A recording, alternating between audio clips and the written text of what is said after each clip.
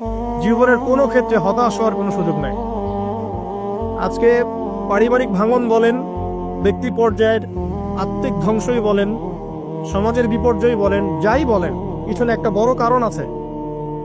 সেটা হলো আল্লাহ থেকে দূরে থাকা মানুষ, আল্লাহ থেকে হতাশ হয়ে যাওয়া। আর এই কাজটা শয়তান করিয়েছে মানুষকে আল্লাহ থেকে দূরে সরানোর জন্য।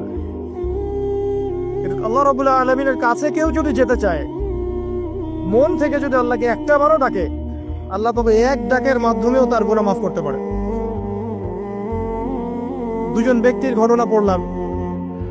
একজন ব্যক্তি প্রচন্ড রকম আবেদ, প্রচুর ইবাদত করে। আপনারা জানেন ইবলিসও কিন্তু আবেদ ছিল, ইবলিস কিন্তু প্রচুর ইবাদত করেছে। এখন ওই ব্যক্তির একজন বন্ধু ছিল, এটা বানু ইসরাইলের ঘটনা। তো সেই বন্ধু পাপী ছিল, বিভিন্ন কবিরা গুনাহ করত।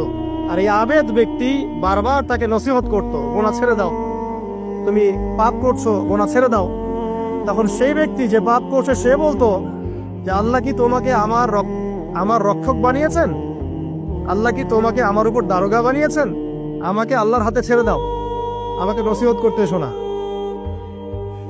একদিন এই আবেদ ব্যক্তি তার বন্ধুকে একটা জঘন্য পাপ করতে দেখলো, এমন একটা পাপ যেটা দেখে তার মনে ধারণা আসলো এটা চরম জঘন্য একটা কাজ। তখন সে মুখ ফসকে বলে ফেললো যে আল্লাহ তোকে আর মাফ করবে না, আল্লাহ তোকে জান্নাত দিবে না। আল্লাহ রাব্বুল আলামিন মালাকুল মউতকে এই দুজনের কাছে পাঠালেন, দুজনের রূহকে কবজ করা হলো। এবার আল্লাহ পাক তার সামনে তাদেরকে উপস্থাপন করে বললেন যে তোমাকে আমার রহমত সম্পর্কে কে গ্যারান্টি দিয়েছে যে আমি কাউকে রহমত করবো কি করব না? যাও, আমি তোমাকে জাহান্নামে পাঠালাম, ওই ব্যক্তি যে আমার রহমত প্রত্যাশা করেছে আমি তাকে জান্নাত দিয়ে দিলাম। দেখুন, এই হাদিসটা শুনলে মনে হয় বাহ্যিক হয়তো বা মুখের একটা কথার কারণেই সে জাহান্নামে চলে গেল। আসলে বিষয়টা এমন নয়। বিষয়টা আমি আপনাকে বোঝাচ্ছি। বিষয়টা হচ্ছে ইবলিসের মতো। ইবলিস কিন্তু শুধু মন থেকেই বলেনি যে খলাকতানি মিন নার ওয়া খলাকতাহু মিন তিন, আমি কেন তাকে সাজদা করব আদমকে? আদম তো মাটির তৈরি আর আমি তো আগুনের তৈরি।